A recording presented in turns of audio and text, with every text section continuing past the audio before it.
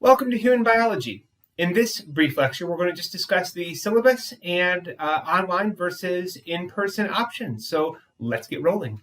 So this is the syllabus for spring 2021, and I'm filming this in my lovely little studio down here. You'll see most of the online content is videos that have been filmed in this studio, many during the summer of 2020, and yeah, they're going to be available to you whether you're taking this online or if you're taking this in person, but you just want a little more review because you can't pause me during lecture. It's all open for you. I do ask in spring 2021 that if you guys see a lecture that looks dated or low quality, that you let me know so I can refilm it. I may be teaching the same class again in the future, and I'd like to kind of keep the higher quality. Anyway, so I'm in office Ernsdorf 135 if you want to show up in person, but I'm also available on Zoom during these office hours, which you see right here. And that's Monday, Wednesday, and Friday from 2 to 2:50 p.m. You can drop by on Zoom. There'll be a Zoom link posted on the Moodle page, or you can drop by in person with a mask and proper social distancing. Limit one student at a time.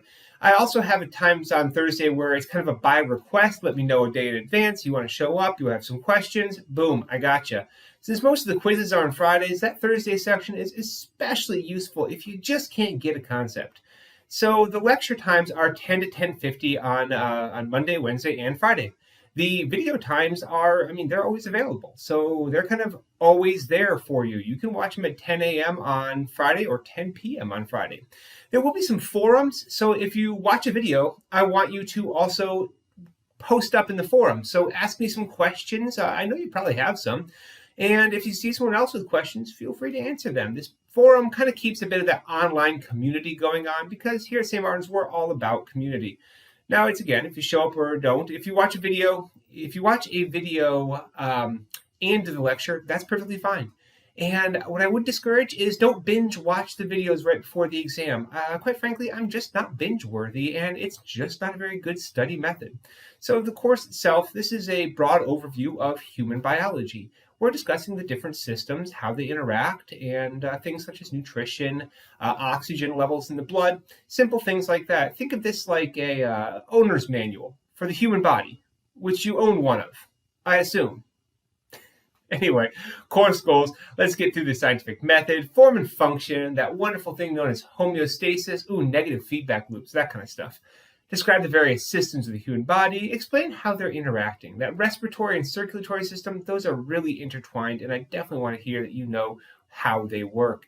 And relate in health and social issues to that human system. For those of you who are in social justice or criminal justice or social work or whatever those other majors, it's kind of that opportunity for you to shine by taking what we know and taking what you know and working them together to build some neural connections. Student outcomes, you can see a whole bunch of things I would like you to be able to do. And this course goals and student outcomes, that's really where I'm going to aim the tests. Are you meeting course goals? Are you getting the right outcomes? That's kind of the goal. And the outcome. Anyway, class participation. Learning is best in interactive and active. It doesn't have to be in person. Learning is interactive if you're on the course forums, posting up and asking questions. It's active if you are the one asking questions. And there will be sometimes we'll have Zoom sessions alongside an in-person class, and you can show up to that. That's as interactive as showing up to class and asking questions. So you should definitely be taking notes. It just helps the mind work. And I've provided note outlines for every single one of the lectures that go hand in hand just flawlessly with what I type up on that whiteboard. I write up on that whiteboard and type up on the screen. If you see any way that you would like me to improve the videos, of course, I am open to feedback. I'm probably not going to redo every single one of them. It takes about 40 hours to redo all of them, and I can redo a few of them, though. So if you need some help with that or just something doesn't get you right, feel free to ask questions. That's part of participation. So how am I evaluating your grade? Well, there are exams. Of course there are exams. The exams are going to be on Moodle, but I really do want you to take them in person. So here's how this works. We had to do away with the paper in-person exam. So what we have instead is we have exams where you'll take it on the computer. It's going to be 25 multiple choice questions and about 15 points from short answer questions. Now, I do want you, if you can, to bring a laptop to Harnett Hall 110 and take it in person. I'm present to answer questions in that point.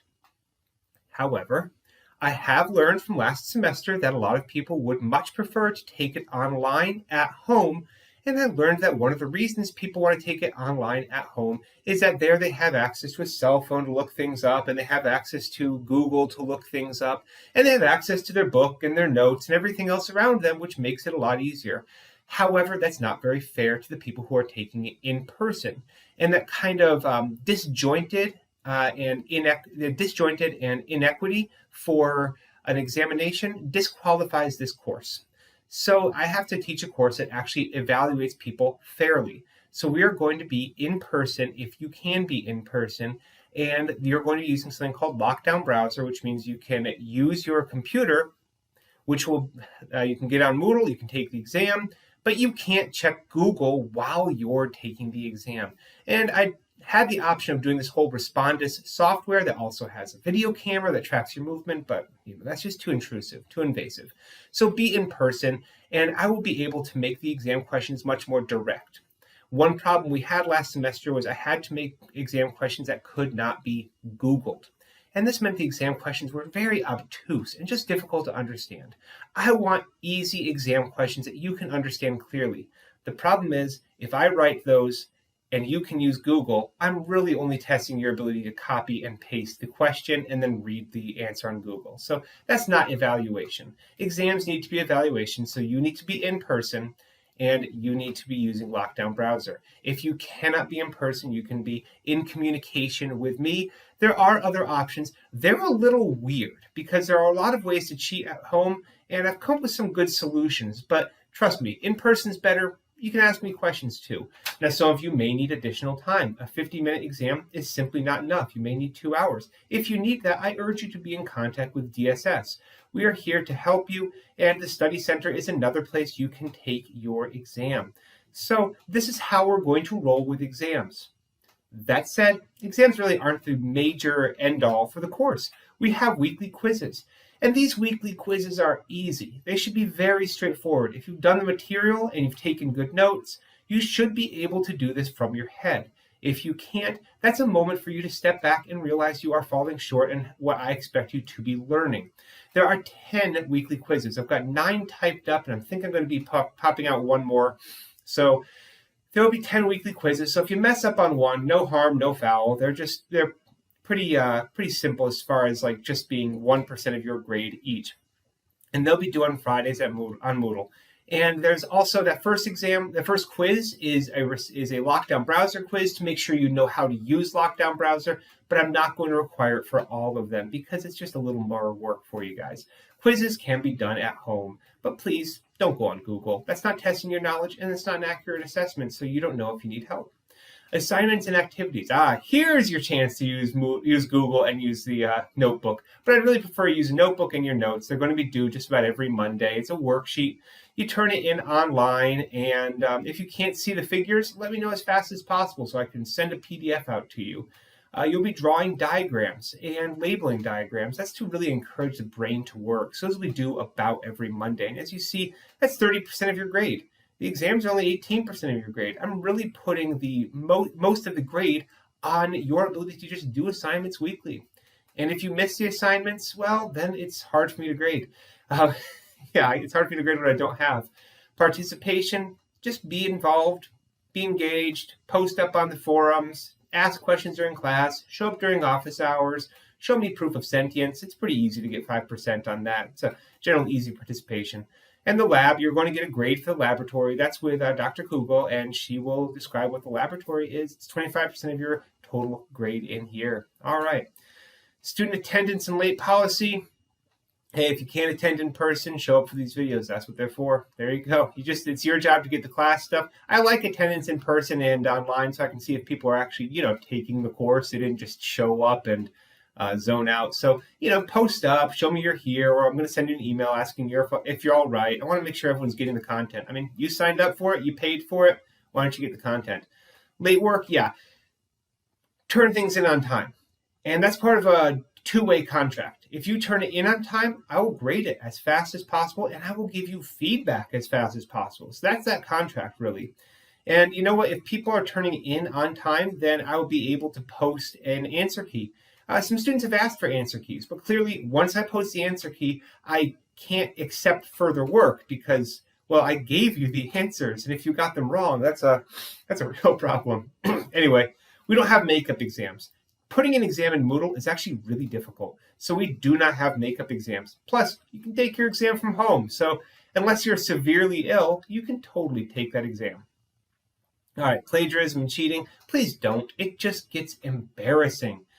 Too many students cheated last semester, and I had to give too many zeros, and I caught too many people, and just don't do it. It's not worth it, because then I have to talk to your advisor or talk to your dean and fill out a report, and then we have to deal with it. How about we just don't? Just don't cheat. It makes life so much easier. But here's what cheating and plagiarism is. Remember, if it's not your work, I shouldn't be grading it. So make sure things that you turn in are your work so I know how well you're getting it. Special needs, hey, I'm really good at getting people what they need. If you have any problems and you need help, please contact me. I'm here for you. I want to see that the success is just between you and the material, that there isn't something else standing in your way. And support services, we do have plenty of support services I want you to be aware of. Student conduct, I got some general things here. Be on time for lecture, because if someone shows up 25 minutes late to lecture and starts unpacking their whole caravan of gear, it's very disruptive to other students. So let's just be respectful of each other. Don't have other engagements during class time. So if you leave after 5 minutes of class, that's disruptive to other students. If you whip your cell phone out and start taking a call from your broker during class, it's really disruptive to other students. And if you're text messaging during class because you got something going on, again, it's disruptive to other students. You notice all this in-person stuff is just about respecting one another in the classroom. So we do have a bit of back and forth. So yeah, talking during lecture to me, like asking questions, a little back and forth, raising your hand and blurting something out, we can roll with this. But if you're taking this online, for your best learning, make a good space for yourself. So I've got the box here. Got a cat on the lap, got a heater in the corner, and this is my space. If you have a space that helps other people stay out of it and helps you concentrate, so you should do this. All these lectures are kid-friendly, so I have no problem with you inviting your 5-year-old in to learn about respiratory function. It's a kid-friendly lecture. That's why comments are disabled. And I want you guys, if you have family who wants to learn, heck, go for it. If you got a friend who wants to learn, you can just email them the link. I got no problem. It gets my subscriptions up, right? I'm not even monetized.